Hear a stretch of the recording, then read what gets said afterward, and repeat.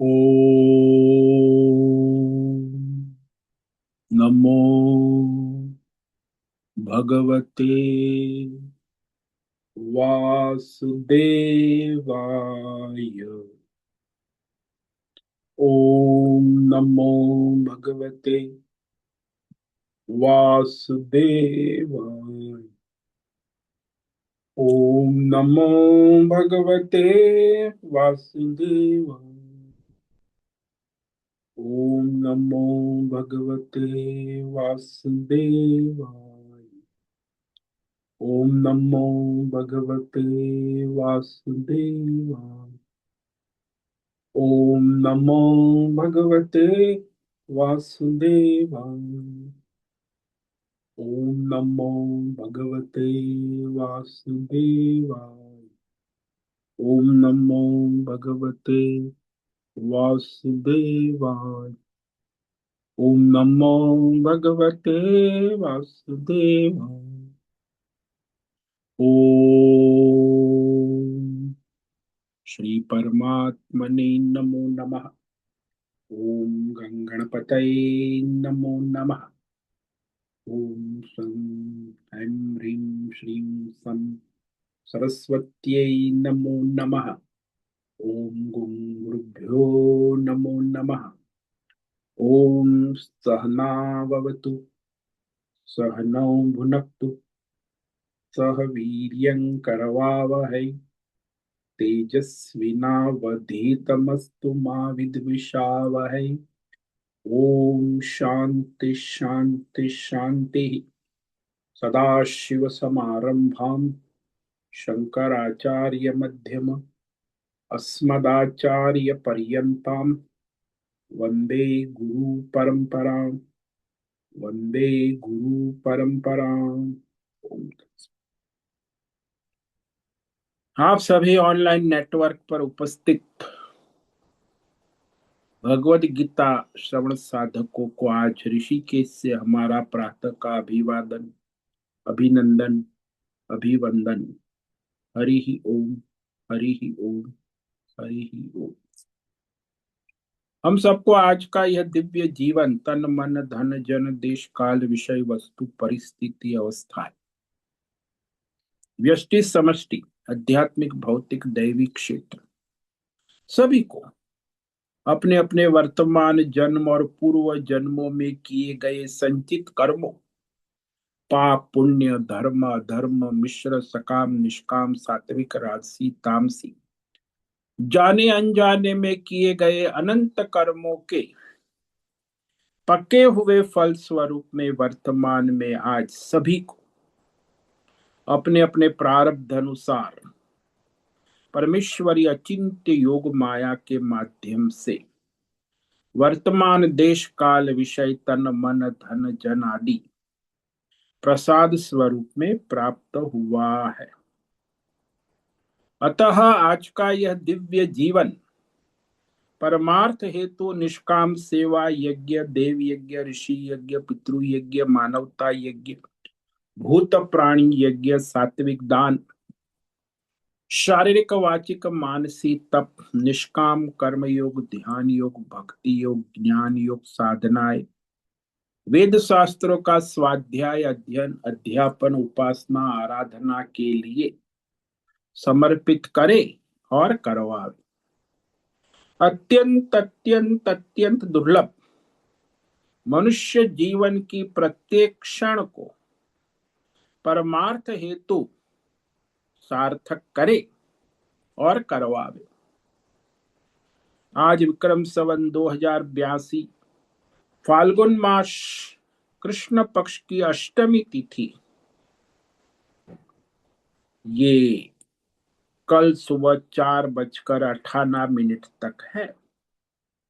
उसके बाद नवमी तिथि लग जाती। आज ज्येष्ठा नक्षत्र है रात्रि 9:59 तक। उसके बाद मूल नक्षत्र लग जाता है। आज बुधवार है, गणेश जी की आराधना और अष्टमी है, देवी उपासना की तिथि। तो वार गणेश जी का है और तिथि देवी आराधना उपासना की अष्टमी तिथि। तो आज गणेश आराधना करें, देवी उपासना करें। और वसंत ऋतु चल, ऋषिकेश का रात्रि का 2 बजे का न्यूनतम तापमान 15 डिग्री रहा है और दिन का दोपहर का 2 बजे का अधिकतम तापमान 33 डिग्री रहा है। वायु की गति 5-10 किलोमीटर प्रति घंटा चल रही। ईस्वी सन 2026, 11 मार्च, 11 मार्च 2026, सुबह के 6:50 हो रहे हैं। कलयुग का प्रथम चरण 5126वां वर्ष, 7वां वैवस्वत मनवंत, श्वेत वराह कल ब्रह्मा जी का 26वां दिन और 51वां वर्ष अभी अभी चल रहा है। तो अनंत कोटि ब्रह्मांडीय परमेश्वरी अचिंत्य योग माया में हमारा यह एक ब्रह्मांड, इस ब्रह्मांड में ये पृथ्वी लोक में समुद्र के ऊपर जम्बू द्वीप में विश्व का एकमात्र वैदिक राष्ट्र भारत में उत्तर हिमालय प्रांत में उत्तराखंड राज्य में टिहरी जिले में हिमालयन शिवालिक पर्वतमाला के अंतर्गत मणिकूट पर्वत के ऊपर नीलकंठ महादेव के साथ, ऋषिकेश नगरी में मुनि की रेती प्रांत में शीशम जाड़ी, औरबाड़ा आश्रम के सी ब्लॉक के पहले माले से 4 नंबर कमरे से गंगा किनारे से हम स्वामी उत्तमानंद सरस्वती भगवत गीता के आचार्य शिष्य स्वामी चिन्मयानंद सरस्वती महाराज, चिन्मय मिशन, कैवल्याद्वैत वेद व्यास भगवतपाद शंकराचार्य की श्रृंगेरी संन्यास परंपरा से शिक्षित दीक्षित सनातन वैदिक भारतीय संस्कृति अनुसार संपूर्ण भगवत गीता ज्ञान यज्ञ ऑनलाइन चैतन्यमय जीवंत लाइव प्रसारण जूम एवं यूट्यूब के अंतर्गत व्याख्यान माला में अध्याय 16 दैवासुर संपद विभाग योग के श्लोक नंबर 1 पर संस्कृत एवं हिंदी में व्याख्यान करेंगे। दिव्य पवित्र सरल व्यावहारिक सटीक पूर्ण वर्ण अक्षर पद वाक्य पंक्ति श्लोक अध्यायों की संगति संधि अन्वय शब्दार्थ वाक्यार्थ भावार्थ रहस्यार्थ तत्वार्थ के यथार्थ तात्पर्य लक्ष्य सहित वैदिक शास्त्र वेद व्यास साहित्य शांकर भाष्य एवं परंपरागत 10 सन्यासी आचार्यों की टीका टिप्पणी सहित आज का यह भगवत गीता व्याख्यान करेंगे। कृपया आप सभी श्रद्धा भक्ति ध्यान से परिपूर्ण होकर के यह दिव्य श्रवण साधना करें। इसमें से कुछ ग्रहण करें, कुछ धारण करें, कुछ अपने जीवन में चरितार्थ करें और उसमें निरंतरता लाए। अपनी अपनी आध्यात्मिक भौतिक दैवी अशांति द्वंद्व मोह विक्षेप संशय गलत सोच गलत ज्ञान भ्रम भ्रांतियों से रहित होकर के अशास्त्रीय अवैदिक अपरंपरागत अनेक प्रकार के संशय और भ्रमों से रहित होकर के अपने अपने शरीन्द्रिय प्राण मन वचन कर्म से एक रूप एकाग्र होकर के शुद्ध सात्विक सूक्ष्म वेद शास्त्र आचार्य परंपरा अनुसार विवेक बुद्धि करें। पुनः पुनः इस व्याख्यान का श्रवण करें, मनन करें, चिंतन करें, लेखन करें, चर्चा विचारणा करें, प्रचार प्रसार करें, लिंक भेजे, ग्रुप में शेयर अपना और सबका परम कल्याण करे और करवावे। ओम तत्सत। ओम। ओम। ओम।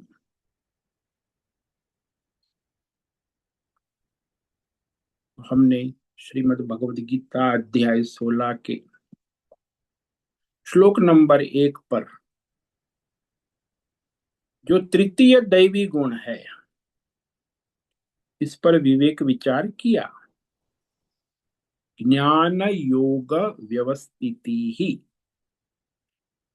तो इस श्लोक में भगवान 9 गुण का निरूपण करते।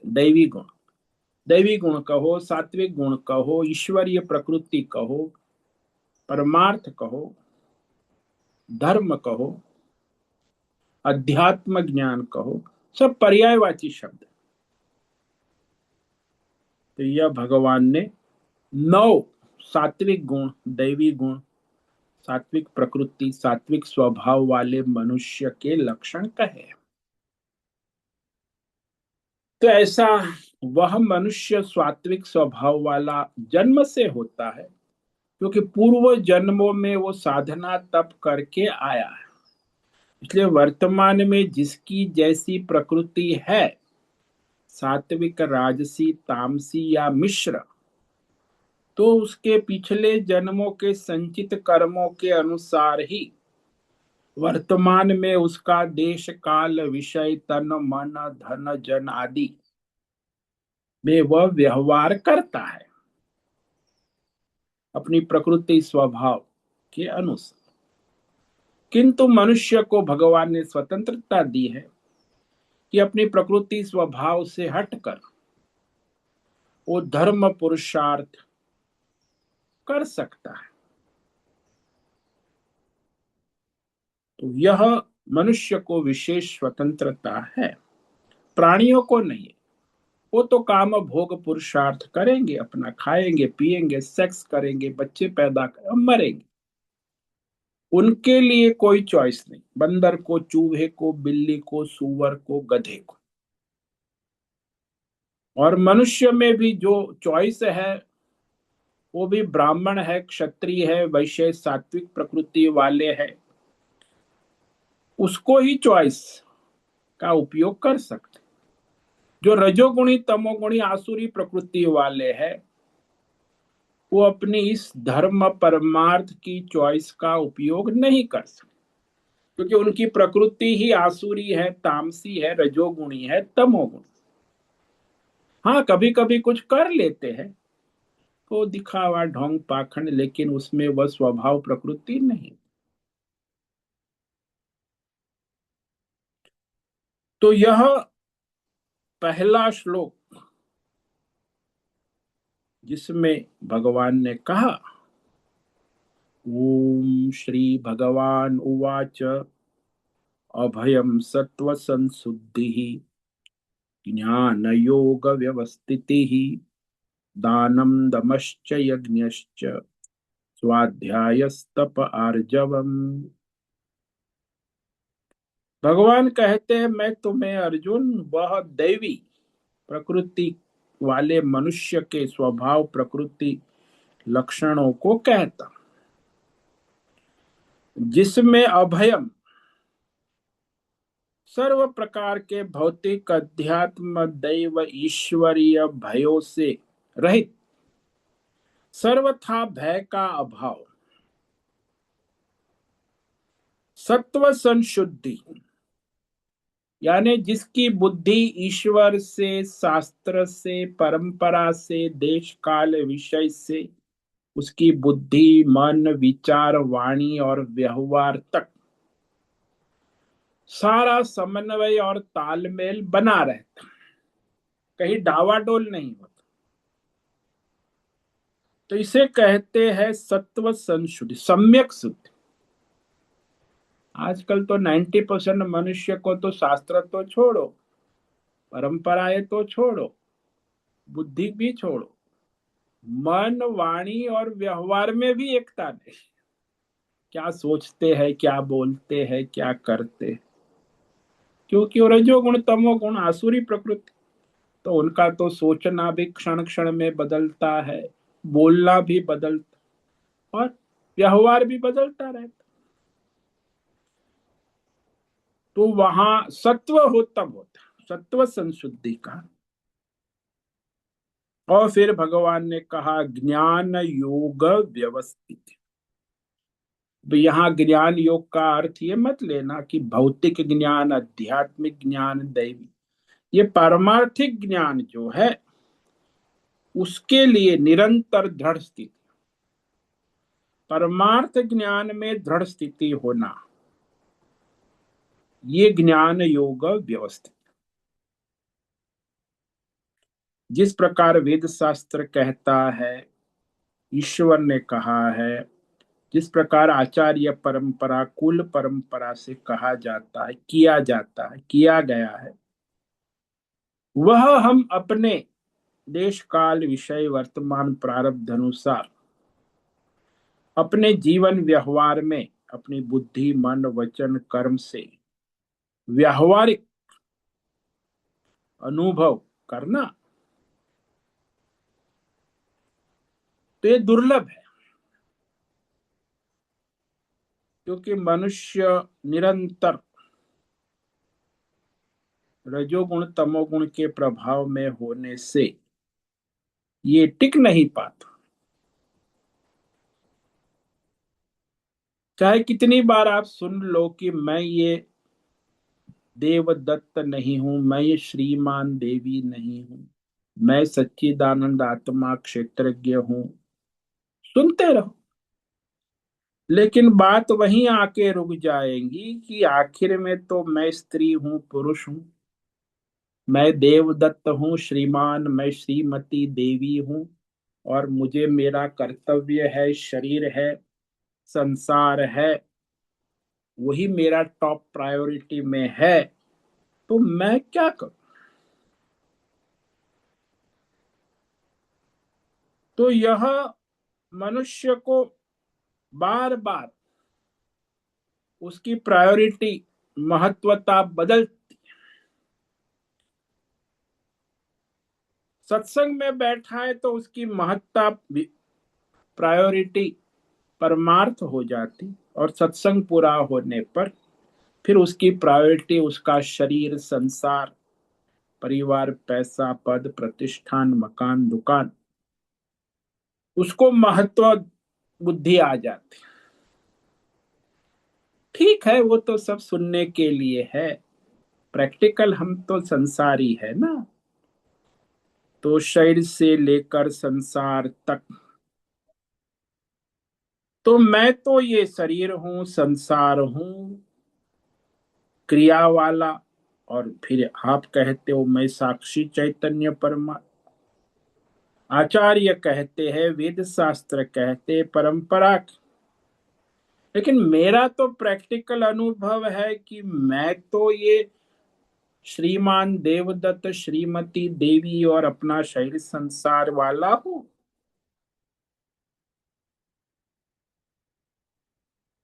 तो वहां संशय और विपर्य, गलत सोच दृढ़ होती।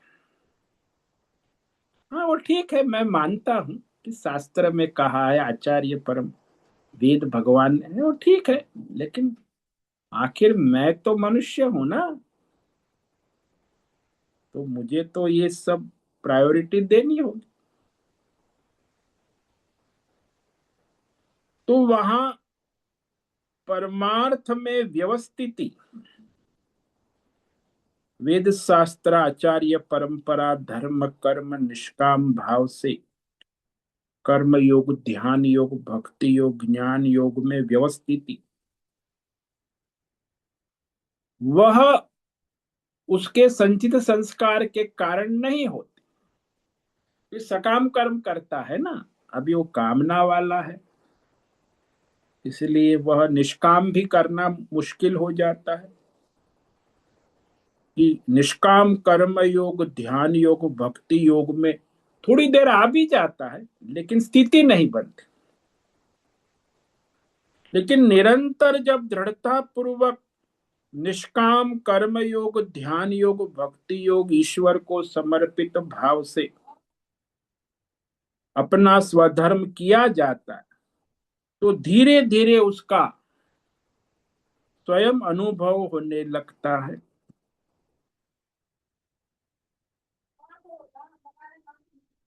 तो निष्काम योग, ईश्वर को समर्पित होकर जीवन जीना,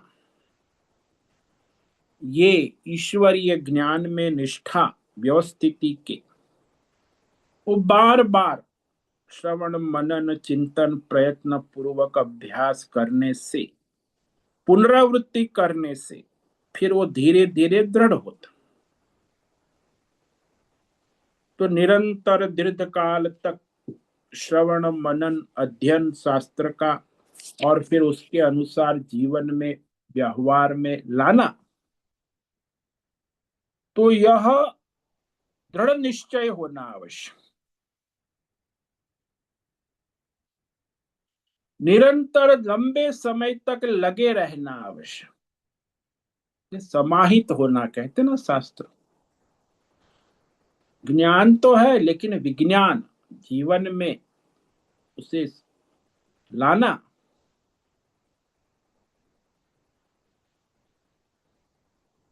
वास्तव में वह परमात्मा ही सब कर रहे हैं, साक्षी ईश्वर की सत्ता में सब हो रहा है। ऐसी बुद्धि होना भी दुर्लभ है, क्योंकि मैं कर रही हूं, मैं करता हूं, मैं नहीं करूंगी, मैं नहीं करूंगा तो कौन करेगा, कैसे होगा।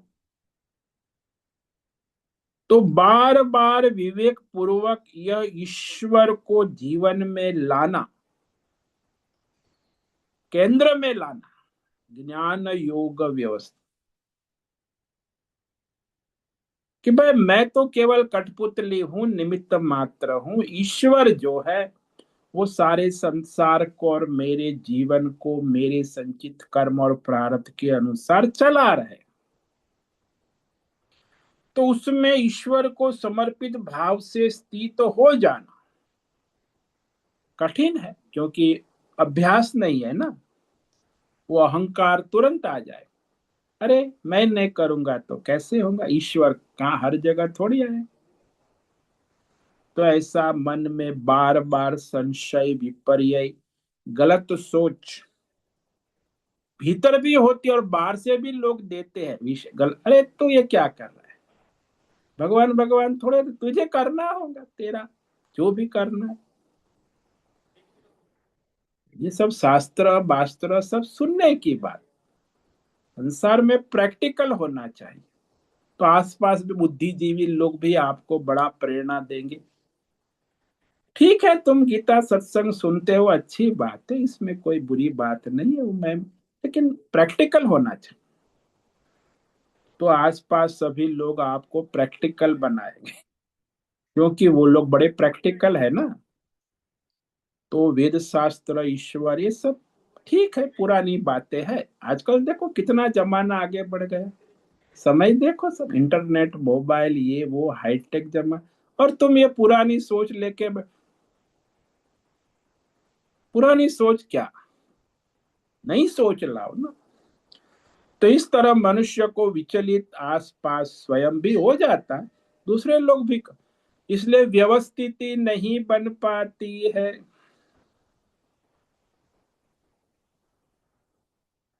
क्योंकि संसार में जो लोग हैं आसपास, और आप भी संसारी हो, तो आपको एक चीज का अनुभव है, संसार में रहने से बड़े प्रैक्टिकल होते हैं ना संसारी लोग। तो उनको दो कार्यों में बड़ा मजा आता है, दो ही कार्य जो संसारी लोग है ना। एक कार्य है जिसमें उनको कुछ करके मजा आता, करके मजा आता। तो और दूसरा है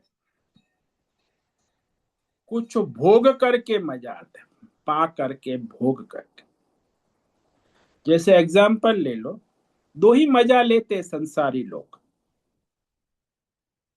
यदि कोई बढ़िया माता ने खाना बना लिया तो उसकी मन में बुद्धि में बड़ी प्रसन्नता हो कि आज तो सब बड़ा तारीफ का, कितना बढ़िया खाना आपने।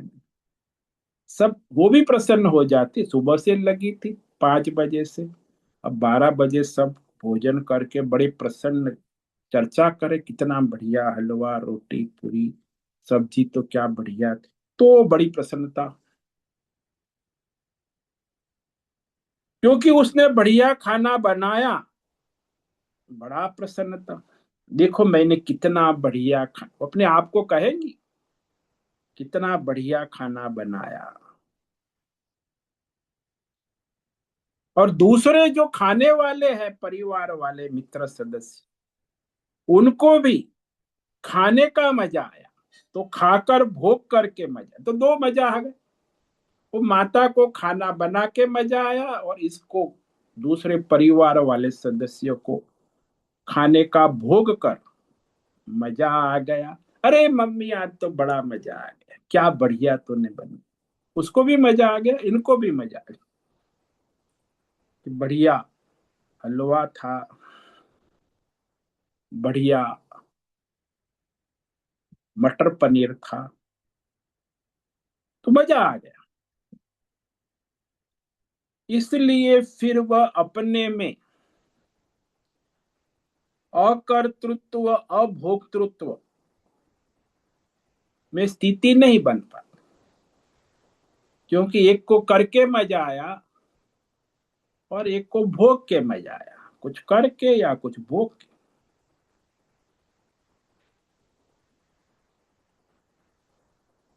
तो हम कहे कि भाई यहाँ तो आप साक्षी रहो चैतन्यमय होकर देखो। बोले मैं साक्षी चैतन्य क्षेत्रज्ञ चैतन्य मैं स्थिर होने लगूंगा तो फिर ये सारे संसार के भोगों को बनाने का और भोगों को भोगने का आनंद कैसे आएगा। मेरा जीवन तो शुष्क हो जाए। मजा आता है संसार में कोई नई नई चीज बनाना और फिर उसको नई नई चीज का, यही तो संसारी का, नई बाजार में नई चीज है उसका भोग करना है, नई चीज बनाना उसमें भी मजा आता है, और नई चीज भोगना, इसलिए लोग बाजार में जाते हैं। क्या हाल है, अरे बाजार में होटल वाले, अरे आज नई चीज आई है, अच्छा या लाना लाना टेस्ट करेंगे। तो एक तो नई चीज को बनाने का मजा और नई चीज को भोगने का, बस यही संसारी लोगों का सुख है। अब कहे इसके चक्कर में ना पड़े, साक्षी चैतन्य आत्मानंद का मजा ले, तो वह क्षेत्रज्ञ आत्मानंद स्वरूप है, उसमें तो कुछ करने भोगने की तो बात है। अपने स्वरूप में स्थित होना और अपने स्वरूप का आनंद लेना, उसमें कोई विषय की आवश्यकता नहीं। क्योंकि भोग करते हुए देश काल में जो आनंद हमें आता है वो वास्तव में देश काल विषय भोग का नहीं है। इसमें एक नियम है, किसी भी देश काल विषय का आप भोग करोगे तो उस भोग की समाप्ति की क्षण पर आपको एक क्षणिक आनंद मजा की वृत्ति उत्पन्न होगी, क्षणिक मजा। इसलिए आप भोग करते हुए नहीं, वो भोग करने के बाद भोग समाप्त होने पर आप कहेंगे मजा आया। तो भोग की समाप्ति पर क्षणिक जो सुख और आनंद की वृत्ति उत्पन्न होती है वास्तव में वो विषय भोग की नहीं है। लेकिन हमारा निश्चय होता है कि ये तो सुख जो है इसी रसगुल्ले से आया है, लेकिन ऐसी बात नहीं। रसगुल्ले खाने के बाद रसगुल्ले भोग की समाप्ति के क्षण एक प्रकार की सुखात्मक वृत्ति, आंख बंद भी कर लेते, अरे क्या बढ़िया मजा आया। तो भोग के करने के बाद समाप्ति की क्षण में मनुष्य अपनी आंख भी बंद कर लेता है और क्षण में वो अपने आत्मानंद में डुबकी लगाता है, एक क्षण की। और फिर वही आत्मा का आनंद उसको मिलता, लेकिन उसको लगता है कि रसगुल्ले से आनंद आया, तो उसने आनंद का स्वरूप जो है रसगुल्ले को बना दिया।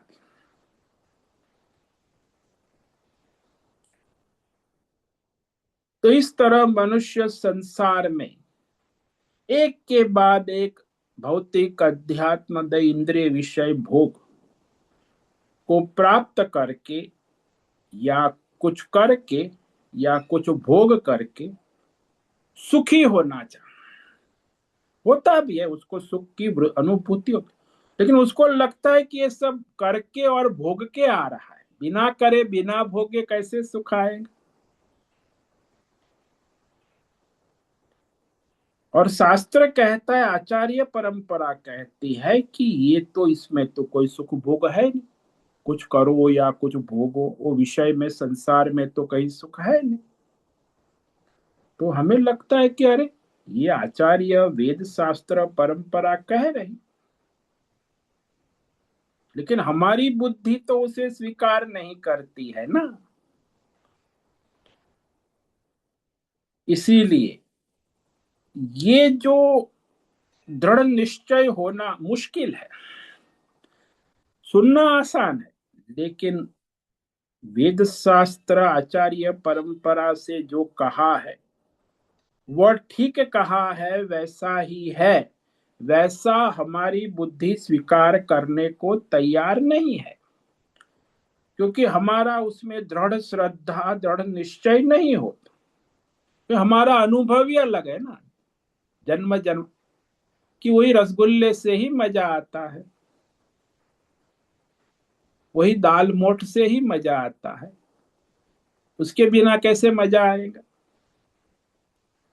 तो ये हमारा पहले से ही ये दृढ़ निश्चय हो चुका है कि ये संसार के विषय भोग कुछ करके या कुछ भोग के मजा आएगा, बिना करे बिना भोगे मजा कैसे आएगा। करते रहो, भोगते रहो, ये लोग उसी में लगे रहते दिन रात। ये निश्चय नहीं होता कि ये करके या भोग के सुख नहीं आ रहा, ये सुख तो मेरा आत्मा का है, ये निश्चय नहीं होता। उल्टा लगता है कि यह तो आत्मा का सुख ढूंढने जाओगे तो हमारा ये करने का और भोगने का सुख जो है वो चला जाएगा, हमारा जीवन निरस हो जाएगा, शुष्क हो जाएगा। इसीलिए वह आत्मानंद परमार्थ योग में उसमें स्थिरता लाना कठिन हो जाए, निरंतर विवेक पूर्वक। इसलिए भगवान ने कहा कि यह ज्ञान योग व्यवस्थिति जिसकी है, वो जरा भीतर सूक्ष्मता से अपनी शुद्ध बुद्धि से ये विवेक कर सकता है कि संसार में कहीं भी किसी भी विषय से सुख नहीं आ रहा है, सुख का मूल स्रोत अपना अंतरात्मा आनंद स्वरूप। जैसे आप लोगों को संसार में जो लोग आभूषण के शौकीन है, सुनों के, अंगूठी नेकलेस बैंगल, तो उनको लगता है कि ये सुख जो है अंगूठी से आ रहा है, नेकलेस से आ रहा है, ब्रेसलेट से आ रहा है, बाजूबंद से आ रहा है, मुकुट से आ रहा है, लेकिन ऐसा कुछ है नहीं। सुख वास्तविक अंगूठी नेकलेस बैंगल से नहीं आ रहा है, सुख का मूल स्वरूप सुवर्ण तत्व ही है, और वो जो चमक है वो भी आभूषण बैंगल नेकलेस की नहीं है, वो सुवर्ण की है। लेकिन हमें लगता है अंगूठी से ही सुख आता है। बैंगल्स और नेकलेस और मंगलसूत्र नहीं पहनेंगे तो चमक दमक कैसे आएंगे? तो लगता है कि बस आभूषणों में ही सुख है। आभूषण में कुछ सुख दुख नाम की चीज है नहीं। मूल तो सुवर्ण से ही सुख आ रहा है, सुवर्ण से ही चमक आ रही, लेकिन उस पर हमारी बुद्धि जाती। ऐसे ही संसार में लोग ये भौतिक अध्यात्म देह विषय में देखते हैं कि इससे सुख आ रहा है, उससे सुख आ रहा है, ये ज्यादा आ रहा है, ये। अरे भाई, कोई भौतिक अध्यात्म दैव देश काल विषय में सुख नाम की कोई चीज नहीं है। सुख तो परमात्मा का स्वरूप है ना। तो इस तरह यह जो व्यवस्थिति है वह जब हो जाती है तो मनुष्य फिर बाहर किसी विषयों में सुख करके या भोग के प्राप्त नहीं करता। उसको लगता है ये तो सब मेरा ही स्वरूप, मैं तो इस सारे संसार के विषयों को मजा देता हूं। संसार के विषय मुझे मजा, क्योंकि मेरी आत्मा है, सबको प्रकाशित करती है। संसार के सारे विषयों को सुखी कौन करता है? सारे विषयों को आत्मा का प्रकाश ही सुखी कर। इसलिए उसे पता चल जाए कि सारे के सारे आभूषणों में जो चमक है वो आभूषण की नहीं, सोने की। इसे संसार में जितने भी भौतिक अध्यात्म दैव विषयों में सुख है, वो सुख भौतिक अध्यात्म दैव विषयों का नहीं है, वो परमानंद परमात्मा का ही आनंद है। तो इस प्रकार भगवान ने यहाँ मुख्य प्रधान तीन दैवी गुण बता दिए। ये प्रधान गुण है, मुख्य गुण। बाकी दुनिया के जितने भी दैवी गुण है, गीता में पढ़े, रामायण में, भागवत में, वेदों में, सारे के सारे दैवी गुण इस तीन गुण के अंतर्भूत ही आ जाते हैं। इसीलिए तीन गुण जो है, अभयम पहला, सत्व संशुद्धि दूसरा, और ज्ञान योग व्यवस्थिति तीसरा, ये प्रधान दैवी गुण हमेशा के लिए, ऐसा नहीं कि अभी था, पहले, हमेशा प्रधान दैवी गुण है। तो इन तीन के अंदर जिसने अपनी साधना भक्ति उपासना के द्वारा अपनी स्थिति दृढ़ कर ली है, ये तभी संभव है जब वो निष्काम स्वधर्म कर्म योग ध्यान योग भक्ति योग साधना करे, तब ये तीन गुण आएंगे। सकाम करेगा भक्ति कर्म तो नहीं आएंगे, कभी नहीं आएंगे, 100 जन्म में भी नहीं आएंगे। इसीलिए दैवी गुण लाने के लिए उसे निष्काम स्वधर्म योग कर्म ध्यान भक्ति ईश्वर को केंद्र में रखकर करना आवश्यक है, अनिवार्य। अन्यथा ये गुण कभी नहीं आएगा। तो जो इस प्रकार इसमें स्थिर हो जाते, उसमें ये सारे गुण सहज स्वाभाविक आ जाते हैं। दूसरे गुण भी सारे सहज में आ जाते, फिर उसके लिए उसे प्रयत्न करने की आवश्यकता। तो यह परमार्थ योग के अंदर दृढ़ व्यवस्थिति इसलिए नहीं होती है कि मनुष्य समझता है कि ये संसार के भौतिक अध्यात्म दैव विषय में ही सुख आ रहा है, वहीं से सुख मिल रहा है। तो लोग कहते हैं पैसे के बिना कहाँ से सुख हो? तो पैसे वाला सुखी होता है, जिसके पास पैसा नहीं है, गरीब है, वो दुखी होता है। तो सुख का एक ही पैमाना आज के युग में पैसा। अरे, पैसा सुख का साधन है, हाँ, क्योंकि आपको भोग मिलते हैं, और भोग मिलते तो आपको क्या भोग से सुख आ रहा है? रसगुल्ले से, कपड़े से, जूते से। लेकिन ऐसा तो कुछ है नहीं। वास्तविक सुख तो आत्मा से उत्पन्न हो रहा है। तो ये सारे भौतिक, अध्यात्म, दैव, देश, काल, विषय हमको लगते हैं कि ये सब मुझे सुख दे रहे, इसलिए वास्तविक वो जो परमार्थ सुख है उसका अनुभव नहीं हो पाता।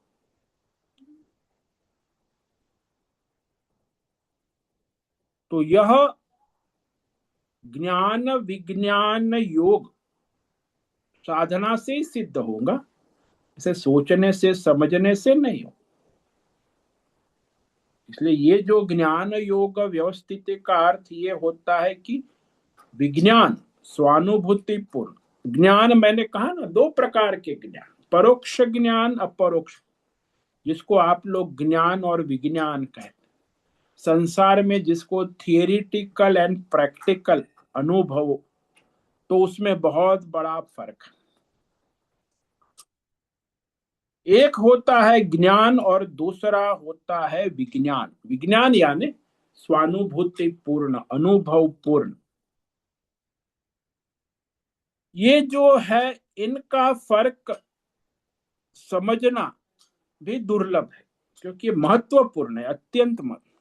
ज्यादातर 90% लोग तो ऐसा ही समझते कि हमें ज्ञान हो गया तो हम ज्ञानी हो गए, विज्ञान अनुभव तो कोई मतलब ही नहीं। और आज के जमाने में जहाँ गूगल है, इंटरनेट है, एआई है, तो खूब ज्ञान, सब ज्ञानी हो गए। सबके हाथ में मोबाइल है, गूगल को पूछो तुरंत ज्ञान, ज्ञानी हो गए। अब विज्ञान की क्या, उसके लिए तो साधना करनी पड़े। कोई भी छोटा सा परमार्थ ज्ञान तो दूर का, छोटा सा छोटा ज्ञान, तो वो भी आपको साधना तप करके सिद्ध करना होगा। तो ज्ञान से तो बात ठीक है, जानकारी है, लेकिन उसको जीवन में अनुभव पूर्ण सार्थक करना, ये जो फर्क है ये समझना अत्यंत महत्व, बहुत ही सूक्ष्म फर्क। ज्यादातर 90% लोग ये समझते ही नहीं कि बस ज्ञान हो गया तो मैं डॉक्टर हो गया, इंजीनियर हो गया बस। अरे भाई, तू तो अभी खाली परोक्ष ज्ञान है। अब वास्तव में जब वहां फील्ड में काम करेगा 5, 10, 20, 25 साल, तब तुझे विज्ञान की अनुभूति होगी, नहीं तो कहां से हो। सभी क्षेत्र में यही भ्रम रहता, चाहे वो साहित्य का क्षेत्र हो, चाहे व्याकरण हो, चाहे तर्क हो, किसी भी क्षेत्र। कि जो लोग शास्त्र ठीक से पढ़े नहीं है, खासकर जिनका व्याकरण का अभ्यास नहीं है, साहित्य का अभ्यास नहीं है, तर्क का अभ्यास नहीं है, और सीधे शास्त्र की कथा वार्ता करने लगते हैं, तो वो लोग तो बहुत ही भ्रम फैलाते हैं। और वही चलता है दुनिया में 90%। तो वास्तविक जो विवेक होना चाहिए वो अत्यंत महत्वपूर्ण, स्वानुभूति, ज्ञान विज्ञान सहित। लंदन में एक कवि थे, बड़े प्रसिद्ध कवि, आपने सुना होगा उनका नाम, वर्ड्सवर्थ। पढ़ा भी होगा उनके, हमने पढ़ा था वर्ड्सवर्थ। तो वो साहित्य में भी बड़ी, हमारे जैसे सनातन धर्म में साहित्य का बड़ा महिमा है, वैसे वहां भी है। तो वो वहां लंदन में रहता था, वर्ड्सवर्थ, और वो प्रकृति का बड़ा प्रेमी था। और ऐसी ऐसी कविता साहित्य, लोग उसे सुनकर प्रकृति से भी ज्यादा आनंद लेते, खाली पढ़ के साहित्य उसका, क्योंकि तो प्रकृति की बड़ी स्फटिक प्रदर्शन करता था, साहित्य करता था। तो प्रकृति का प्रेमी भी था, उसे प्रकट करने की कला, जो पढ़ा था ना व्याकरण, साहित्य, तर्क आदि, ठीक से साहित्य जो लोग अच्छे पढ़े होते हैं, फर्स्ट क्लास, वो करते हैं। तो वह पढ़ा लिखा साहित्य का प्रेमी, प्रकृति का प्रेमी, तो वहां लंदन में येरो नदी है, आज भी है, पहले भी थी। तो उसको बहुत सुंदर माना जाता। उसका वर्णन साहित्य में कई जगह आता। कई बार उनके कवि साथी भी वहां येरो नदी के तट पर घूमने जाते थे। कहते थे, अरे वर्ड्सवर्थ चल थोड़ा नदी को, नहीं नहीं नहीं मैं नहीं देखूंगा। वो कभी नहीं जाता था। वो सोचता था कि येरो नदी का जो साहित्य में वर्णन है, जैसा मैं उसका आनंद ले, यदि मैं वहां जाऊंगा और यदि वो वैसा का वैसा नहीं मिलेगा तो मेरी सोच बदल जाएगी। प्राय साहित्य में जो कहा जाता है वैसा वास्तव में वहां नहीं होता है। वैसे भी संसार में देखो ना, आप किसी स्थान के फोटो चित्र देखो तो बड़ा सुंदर लगता है, पर जब उसे वास्तविक देखने जाओ तो वैसा कुछ नहीं मिलता। खासकर ये फोटो जो शादी ब्याह में आते हैं ना, लड़के लड़की के, दिखते तो बहुत बढ़िया है, लेकिन वास्तव में जब देखो तो वहां वैसा कुछ होता नहीं है। तो ऐसे ही होता है कई बार। जो फोटो होता है दिखने में सुंदर होता है, लेकिन वास्तव में वैसा कुछ मिलता नहीं। विवेक विचार से तो वो सोचा कि मैं नहीं जाऊंगा ये रो नदी, बस कविता लिखता था। तो उसने एक कविता लिखी, येरो अनविजिटेड, यानी वो एरो कभी गया नहीं नदी तक, फिर भी उसने कविता उसकी लिखी अपनी कल्पना से, नदी का सौंदर्य। कभी येरो नदी नहीं गया और उसने वहां उसमें कहा कि वो तो अत्यंत सौंदर्य प्रकट कर दे, साहित्यकार है ना। तो उसने उसका सौंदर्य प्रकट कर दिया अपने साहित्य में।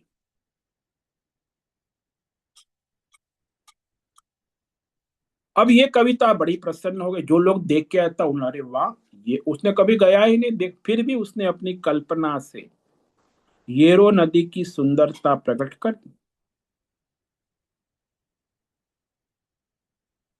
अब वहां उसने कभी देखा नहीं था, इसलिए वो जाने का सोच भी नहीं। वो अपनी कल्पना का सौंदर्य प्रकट करते रहते। बहुत समय हो गया कविता लिखते हो बार बार। तो अब वो वृद्ध हो गया। तो उसके कवि मित्र, अरे यार अब तो एक बार तो आजा, नदी को देख ले उसका सौंदर्य, तट। तो सबके कहने पर वो गया येरो नदी के तट पर। वहां येरो नदी तट पर गया तो उसने देखा, जो कुछ पढ़ा था सुना था उसकी अपेक्षा से वह येरो नदी की घाटी और उसका प्रवाह, उसकी सौंदर्य कुछ अधिक ही निकला। उसने जो सोचा था। तो उसने देखने के बाद फिर से कविता लिखी, येरो विजिटेड। ये भी बड़ी प्रसिद्ध हो गई वर्ड्सवर्थ कि येरो विजिटेड। अभी अंतिम समय में उसने येरो को विजिट कर, उसने बताया कि मैं वहां गया तो देखा सचमुच में वैसा ही उसका सौंदर्य, जैसा वर्णन, बल्कि उससे भी अच्छा था साहित्य से। उसने कुछ दिनों के बाद उससे रहा नहीं गया कि अब मेरा अंतिम क्षण है, जीवन वृद्ध हो गया है, फिर एक बार चला गया येरो तट पर। और फिर वहां जाकर उसने जो सौंदर्य देखा तो उसने लिखा तीसरी कविता, येरो रिविजिटेड, तीसरी बार। और वो भी अत्यंत सुंदर कविता, साहित्य कल्पना उसकी बड़ी प्रसिद्ध है। तीनों, येरो अनविजिटेड, येरो विजिटेड, येरो रिविजिटेड, ये तीनों आज भी विश्व में उसका महिमा है। तो ये सारा कल्पना, ये साहित्य। तीसरी कविता लिखी और उसकी भी बड़ी प्रसिद्धि हुई, और उस तीसरी रचना को सर्वश्रेष्ठ माना। तो इस प्रकार जब आप वेद शास्त्र, गीता शास्त्र, श्लोक मंत्र को पढ़ते हो, उसका वर्णन सुनते हो, तो लगता है कि हाँ,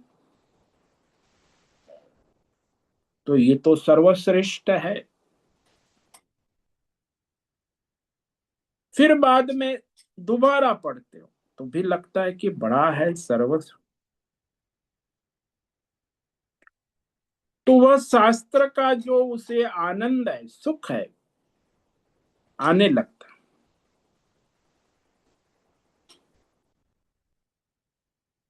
परमार्थ में जब उसकी बुद्धि लगती है, तो वह उसे परमानंद का अनुभव होने लगता है।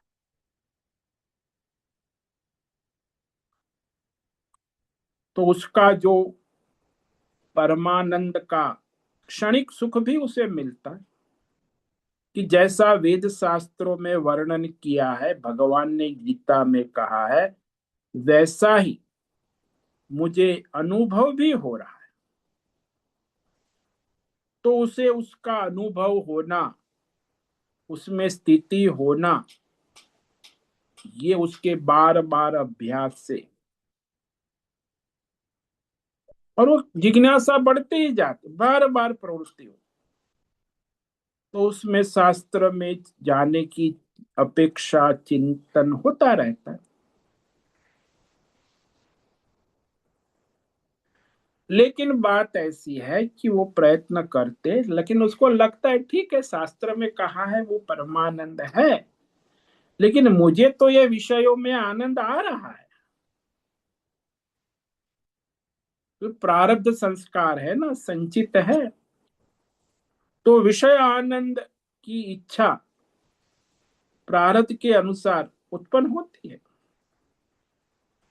तो जाता है विषय भोग कर। फिर वो परमानंद की अनुभूति तो वहां विषय आनंद में नहीं होती, जो उसको परमानंद की सत्संग में अनुभूति हुई। तो विषय सुख की प्रतीति के समय परमानंद कहीं जाता नहीं है, वह तो वैसा का वैसा है, परंतु विषय में वैसा निरंतर परमानंद आता नहीं। कि विषय भोग की समाप्ति के बाद क्षणिक आनंद आता है, फिर वो चला जाता। विषयों का आनंद तो ऐसा ही है ना। तो ये भौतिक अध्यात्म विषय व्यवहार काल में वो आनंद का स्फुरण, सुख का स्फुरण होता है, लेकिन क्षणिक होता। प्रारब्ध भोग के कारण विषय देश काल जब समाप्त हो जाता है, तो वहां क्षणिक आनंद होने के बाद वो विषय का आनंद चला जाता। हालांकि वो विषय का आनंद वही परमानंद परमात्मा में ही समा जाता है, लेकिन उसको पता नहीं कि ये आनंद इस विषय से नहीं, मेरी आत्मा का आनंद है। तो इस तरह जब उसे बार बार अभ्यास कर, अनुभव कर पता चलता है कि आनंद का वास्तविक स्वरूप मेरा क्षेत्रज्ञ आत्मा है, और वहीं से ये सारा विषय भौतिक कदर देव सुख के आनंद क्षणिक स्फुरित तो होते रहते हैं, तो इस प्रकार वह अपने परमानंद में स्थित होने लगता। तो यही बात है कि जब मनुष्य आभूषणों में से सुख ढूंढता रहता, तो अंगूठी लाता है, बैंगल लाता है, नेकलेस लाता है, उसको लगता है सारे सुख आभूषण से आ। लेकिन जब उसे पता चलता है कि वास्तविक सुख आभूषण का नहीं है, वास्तविक सुख सुवर्ण तत्व का ही है, तब फिर वो आभूषणों की मोह माया से मुक्त होकर सुवर्ण का आनंद लेने लगता है।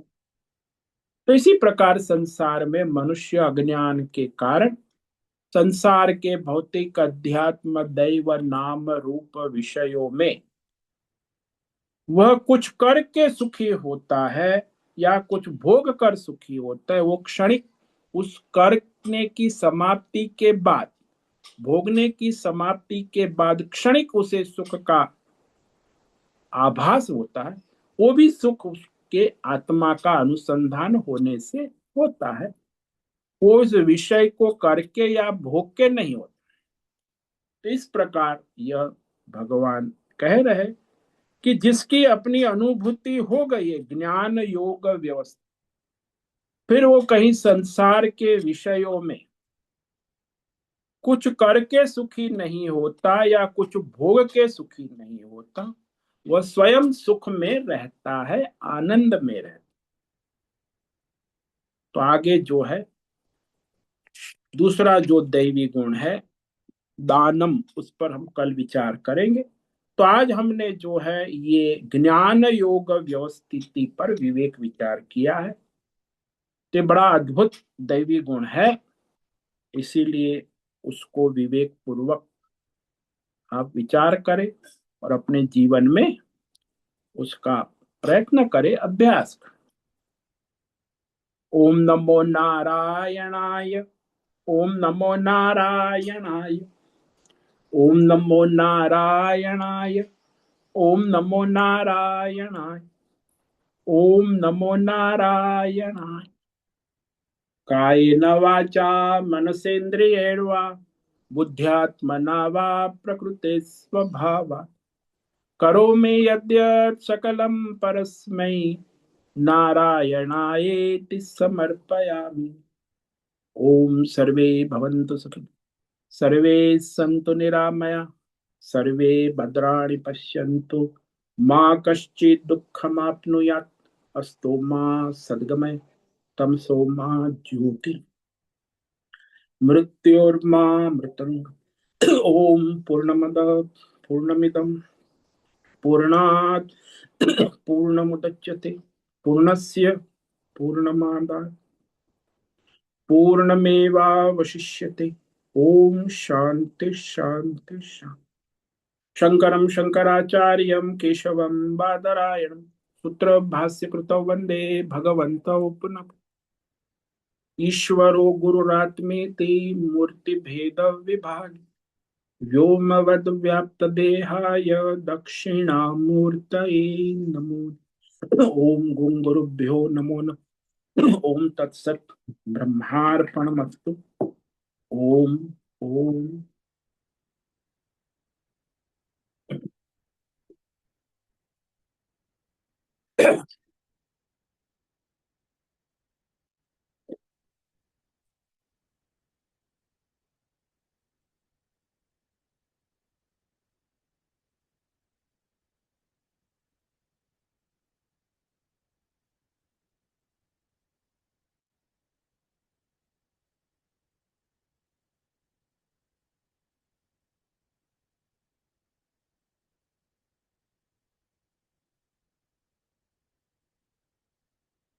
अभी समय है प्रश्नोत्तरी का। किसी भी साधक को प्रश्न है वो अभी प्रश्नोत्तरी कर सकते हैं।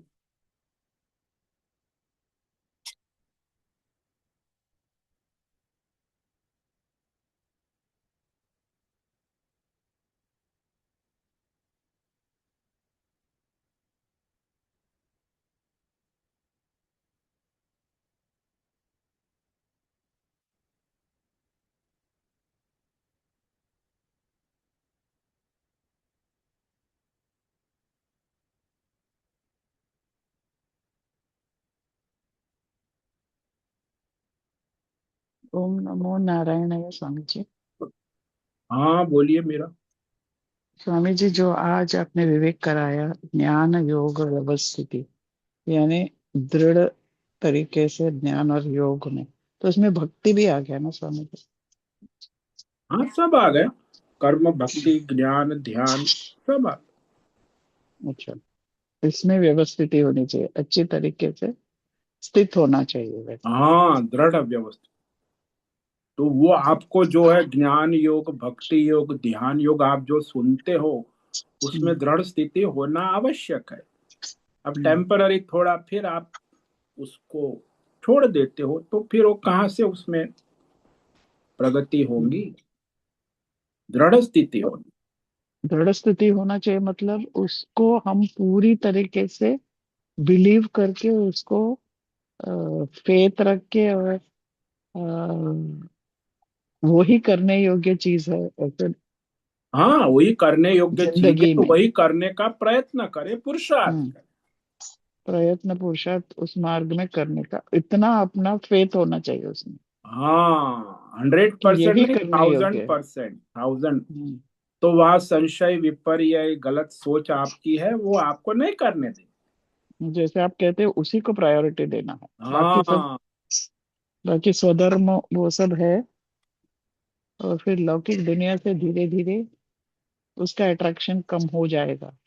हाँ, जब आप इस ज्ञान योग, कर्म योग, निष्काम भाव में आओगे तब। हम्म, सकाम रहोगे तो अट्रैक्शन बने रहेगा जन्म जन्म, हजारों जन्मों तक। भगवान को सकाम केंद्र का में मतलब लाओ, ही वही, ईश्वर सपना का को मतलब केंद्र वही में है ना लाओगे स्वामी जी। तब अट्रैक्शन कम होने लगे। जब ईश्वर हम्म, केंद्र में नहीं आएगा, आप थोड़ी नहीं देर आएगा। आएगा फिर हम्म, दूसरा संसार आ जाएगा तो नहीं बनेंगी। हम्म, हम्म।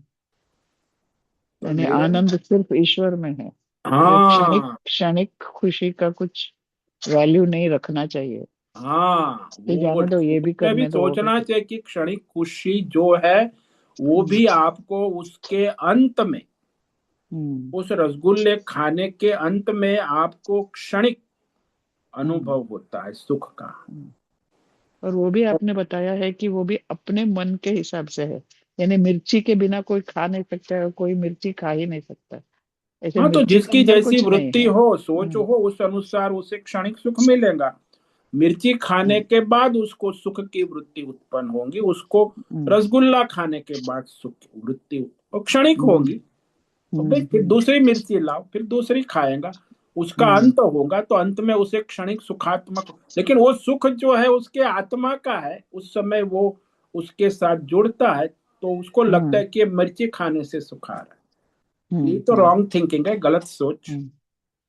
यानी आपने बताया कि उसी मिर्ची को कुछ लोग हैं जो बिल्कुल छू ही नहीं सकते।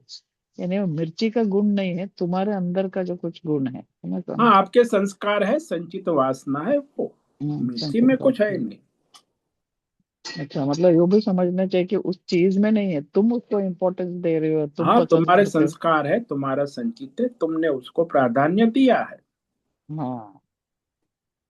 अच्छा, हाँ, वो भी आपने बहुत अच्छा एग्जाम्पल दिया था। कुछ लोग हैं मिर्ची के बिना खा ही नहीं सकते, और हम्म। कुछ लोग हैं तो मिर्ची को बिल्कुल छू नहीं सकते। हाँ, यानी वो उनका तो मिर्ची का अंदर का कोई चीज नहीं है, अपने अंदर का बात है। हाँ, आपके संचित संस्कार है, आपको वहाँ सुखात्मक वृत्ति प्रतीत होती है। हम्म, और ये भी वासना मतलब अपना पिछले पिछले कुछ एक्सपीरियंसेस है या। हाँ, वही आपके इस जन्म के, पिछले जन्म के सारे हम्म, वासना, संस्कार हम्म, कहो, संचित, वही तो हम्म। है। हाँ समझ, और उसमें फुल प्रायोरिटी देने का, और यही इम्पोर्टेंट चीज है ये समझ लेने का। मतलब हाँ। लौकिक लौकिक जो चमक है हम्म। उससे अपने आप को छुड़ाने का। हाँ, लौकिक चमक नहीं है, वास्तविक चमक आत्मक। जैसे मैं कहा ना, अंगूठी, हम्म, नेकलेस, बैंगल्स में कोई चमक सुख नहीं है। हम्म, वास्तविक सुख सोने का है। हम्म, तो आपने सोना पहना है उसका सुख है। अंगूठी, नेकलेस, हम्म, बैंगल्स, मंगलसूत्र का सुख नहीं है। हम्म, हम्म, तो आपको लगता है कि मैंने अंगूठी पहनी, नेकलेस पहना, मंगलसूत्र पहना तो आभूषण हम्म, का, आभूषण का कोई सुख नहीं, सुख तो वास्तविक सोने का है। हम्म।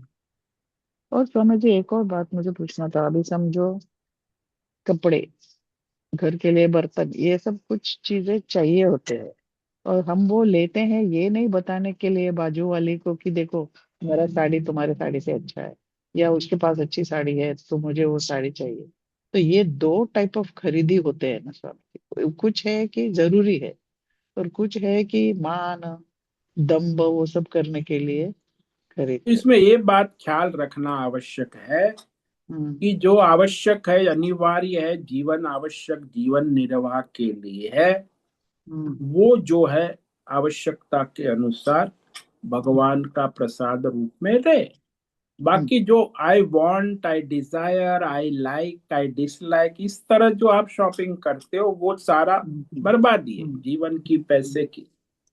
यानी और चाहिए, 10 हाँ, साड़ी और है तो चाहिए, और 5 साड़ी चाहिए। वो ले आया तो मैं हाँ, ले आई, ये सब जो है हाँ। दुनिया में सारा भ्रम चलता है, शॉपिंग मार्केटिंग। ये तो उसमें अमानित्वम आपको, अवदम्बित्वम होना चाहिए, नहीं तो हाँ ये होता रहेगा। हाँ, ये होता ही रहेगा। अरे भाई, आपको जीवन आवश्यक क्या है वर्तमान में, वो भी ऐसा नहीं कि फ्यूचर में काम आएगा, फ्यूचर में नहीं, नहीं, देखा नहीं। जाएगा, फ्यूचर अभी तो वर्तमान में क्या आवश्यक है, हाँ। हम्म, वही प्रायोरिटी होनी चाहिए टॉप। हम्म, वर्तमान में क्या आवश्यक है, वर्तमान देश काल परिस्थिति में, हम्म, उस अनुसार आप अपना जो है शॉपिंग हम्म। करें और वो भगवान का प्रसाद समझे। समझे। और किसी को दिखाने के लिए नहीं, और किसी के पास है इसलिए नहीं। नहीं नहीं नहीं, वो कोई हाँ। बाहर का कोई इन्फ्लुएंस हम्म, नहीं होना चाहिए, केवल अपना विवेक होना चाहिए। हम्म। और भगवान को साक्षी रख के ये जरूरी है। हाँ, भगवान को साक्षी रखे, भगवान के लिए आवश्यक हम्म, है तो वो अपना जीवन निर्वाह के लिए ले, हाँ। का सदुपयोग करे। हम्म, वो भी प्रसाद बुद्धि है, भगवान का प्रसाद है। नहीं कि हम्म, मैंने खरीदा है तो आई कैन डू एनीथिंग, ऐसा नहीं। हम्म, हम्म। भगवान का प्रसाद है। और इन बातों में समझना है कि भगवान अपना सूक्ष्म से सूक्ष्म थॉट भी जानता है। सब जानता है पूरा उनका लेकिन आप हम्म, अहंकार से आप उसकी सत्ता को स्वीकार नहीं करते ना, ये सबसे बड़ी हम्म, समस्या अहंकार है। हम्म, हम्म, जब तक अहंकार है वो ईश्वर की सत्ता का स्वीकार करने नहीं देगा, ये समझ लेना। मन और अहंकार, मन भी हाँ, ऐसा ही है। बुद्धि भी वैसी है, अहंकार से हम्म, जुड़ गई है तो फिर वो भी अहंकारी हो हाँ। गई। हम्म, तो बुद्धि जब भगवान से जुड़ेंगी, सास से जुड़े, तब वो अहंकार रहित होंगे ना, श्रद्धावान। उसी को हम्म, श्रद्धावान बुद्धि कहते हैं। हम्म, जो बुद्धि ईश्वर, शास्त्र, परंपरा से समर्पित पतिव्रता हम्म, नारी की तरह रहती है, वो बुद्धि हम्म, पतिव्रता बुद्धि है। हम्म, हम्म, और जो हम्म, बुद्धि है, न ईश्वर, न शास्त्र, न परंपरा किसी को नहीं, वो अपने मन और इंद्रियों के व्यापार के साथ चल, तो वो बाजारू स्त्री है। हम्म, उसको हम्म, कहाँ उससे लेना देना, हम्म, शास्त्र, परंपरा, ईश्वर, धर्म, वो तो अपनी इंद्रिय भोग चाहे उस अनुसार बाजारू भोग करेंगे। तो बाजोरी बुद्धि हो गई। तो दो प्रकार की बुद्धि हो, एक पतिव्रता नारी की बुद्धि हम्म, और एक हम्म, बाजारू स्त्री की बुद्धि। तो बाजारू हम्म, स्त्री तो बाजारू है, वो तो अपना हम्म, धंधा करेंगे। हम्म। तो यानी आपकी पहले बुद्धि बुद्धि की कैसी? शुद्ध पहले हाँ, ये बुद्धि बुद्धि की की शुद्धि, शुद्धि इसी को कहते हैं, बुद्धि की और शुद्धि फिर पतिव्रता। वो मन अपने को। आप हो जाएगा, मन इंद्रिया फिर उस बुद्धि के काबू, शुद्धि हो गई तो आपका मन और इंद्रिया भी बुद्धि अच्छा, के वश में आ। अच्छा, जब तक अच्छा। वो आपकी बुद्धि शुद्ध नहीं है, मन और इंद्रियों के साथ बाजार में घूम रही है, तब तक आपकी बुद्धि शुद्ध हम्म, हो ही नहीं सकती। हम्म, इसलिए वो बाजारों औरत की तरह ही घूमती रहेंगी बुद्धि। लेकिन वो हम्म। पतिव्रता नारी है तो वो बुद्धि उसकी जो है, वो अपने शास्त्र, अपने परंपरा, आचार्य, मर्यादा में अपना स्वधर्म करेंगी। और मन काबू में आया तो ही बुद्धि का ये हो सकता मन है, मन काबू काबू में, कर लेती है। बुद्धि काबू, सब बस बुद्धि जब विवेकी हो गई, दृढ़ हो गए तो सब काबू में आ, मन भी हम्म, काबू में आ गया, इंद्रिय भी का। जो पतिव्रता अच्छा। नारी है, संयम मर्यादा में हाँ, रहती हाँ। है, तो रहती है, उसका हाँ। इंद्रिय, उसका मन सब काबू में है, ऐसा नहीं। हम्म, और वो वेश्या है, बाजारू औरत है, उसका न कोई इंद्रिय का ठिकाना है, न मन का है, न बुद्धि का ठिकाना, वो चलता है, हम्म, उसका भी धंधा चलता है, वो भी अपना जीवन जीती है पूरा। हम्म। एक बाजारू है और एक पतिव्रता। बुद्धि दो हम्म, प्रकार की है मनुष्य की, हम्म। और तीसरी यानी है ही नहीं। और लौकिक में एक्चुअली उसका इंटरेस्ट ही नहीं है, ऐसे कि मैं लौकिक में नहीं जाऊंगी। मन उधर है लेकिन मैं नहीं करूंगी ऐसा मन उधर होना नहीं चाहिए, मन में वो अट्रैक्शन ही नहीं होना चाहिए। वो कैसे, जब आपकी बुद्धि दृढ़ है तो फिर मन इंद्रिया हाँ। काबू में, फिर कहाँ जाएंगी? सीधी हम्म, बात है। पतिव्रता हम्म, नारी कहाँ बाजार में जाएगी, बैठेंगी? हाँ, वो तो अपने पति के साथ प्रसन्न रहेंगी, क्यों हम्म, जाएगी बाजार में? जो मन बुद्धि दृढ़ हो गई है करके हम हाँ, जानेंगे कैसे, मतलब वो फिर जाने की बाहर संभावना ही कुछ। नहीं। शास्त्र हम्म, परंपरा ईश्वर के अनुसार दृढ़ हो गई है, उसे कहाँ फिर जाने हम्म, की जरूरत। सब फिर उसके हम्म, काबू में आ गए। मन इंद्रिया हम्म, सब पूरा संसार उसके हम्म, अधीन हो गया। हम्म, हम्म, ये उल्टा है ना, यहाँ तो बुद्धि जब नहीं, तो फिर तो बुद्धि जब मन और इंद्रिय के साथ चली गई तो बाजारू हो गई। फिर तो संसार हम्म, में भटकती रहेंगी। उसको कहाँ फिर हम्म, वापस आना है, वो तो उसी में भटकेंगे। मतलब दुनिया मुझे मान दे, हाँ, मुझे वो होशियार सब समझे, बाजारू। ये सब। हाँ, ये सब हम्म, वो बुद्धि बाजारू है। तो उसको तो हम्म, यहाँ ईश्वर शास्त्र परंपरा से कोई लेना देना। हम्म,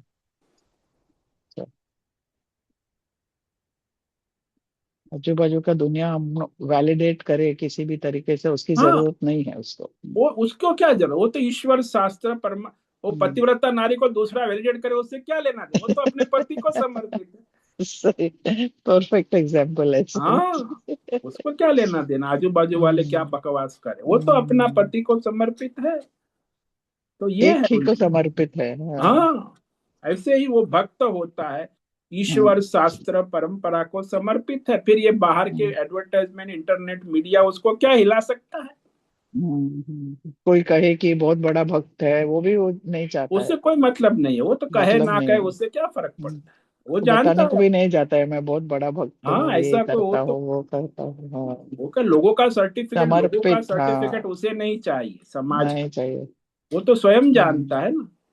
दूसरे लोगों को हम्म, आदत होती है दूसरे का सर्टिफिकेट देने की, स्वयं को हम्म। सर्टिफिकेट कभी नहीं देते। खुद को तो ग्रेट ही समझते हैं ना, उसके हाँ, आगे कुछ है ही अपने नहीं। दूसरे का ग्रेड करते रहते, ए दूसरे को ग्रेड बी ग्रेड, सर्टिफिकेट और देते हैं। अपना ग्रेड तो पता ही नहीं है। हाँ। वो सबसे बड़ी जोक वही है। अरे भाई, तो दूसरे का ABC ग्रेड करे, तेरा ग्रेड क्या है वो बता। वो तो पता ही हाँ, नहीं। हाँ स्वामी। ओम नमो नारायणाय स्वामी जी। ओम नमो नारायण। तो आज उपस्थित है अश्विनी कोठे होस्ट है, अजय रत्न पारखी, अनुराधा जेठे, आशा कोटक, भद्रेश पड़िया, भरत शर्मा, बीना चितलिया, BR मोहन, चैतन्य ठाकुर, दिव्या पटेल, हेमा कोटक, इला जोशी, मीरा उचिल, नागराज अक्कल, नैना पुरोहित, पंकज भट्ट, पृथ्वीराज मालव, पूनम पास्ते, राय बहादुर कपूर, राजेश मोलकर, रमेश पाटिल, राम सेवक यादव, रिची पटेल, संजीवनी श्रीरंग रानडे, सुनील ठाकुर, उषा मेनन और विशाल बेड़िक। तो आज इतने साधक उपस्थित है, कुछ वहां यूट्यूब लाइव देख रहे हैं। सभी साधकों को आज का दिन मंगलमय हो, परमार्थ करे और सबका कल्याण करे। सबको आज का ओम नमो नारायणाय। ओम ओम नमो नमो नारायण। नारायणाय स्वामी जी। नारायण ओम नमो नारायणाय। नारायणाय ओम नमो नारायणाय स्वामी जी। नारायणाय ओम नमो ओम नारायण। नमो नारायण स्वामी जी। नमो ओम नमो नारायण स्वामी जी। नारायण स्वामी जी। नारायणाय ओम नमो ओम नारायण नमो स्वामी जी। नारायण स्वामी जी। नारायणाय। मुझसे निवेदन है आज का सत्संग पूर्ण करें। ओम ओम नमो नमो नारायण स्वामी जी। नारायणाय।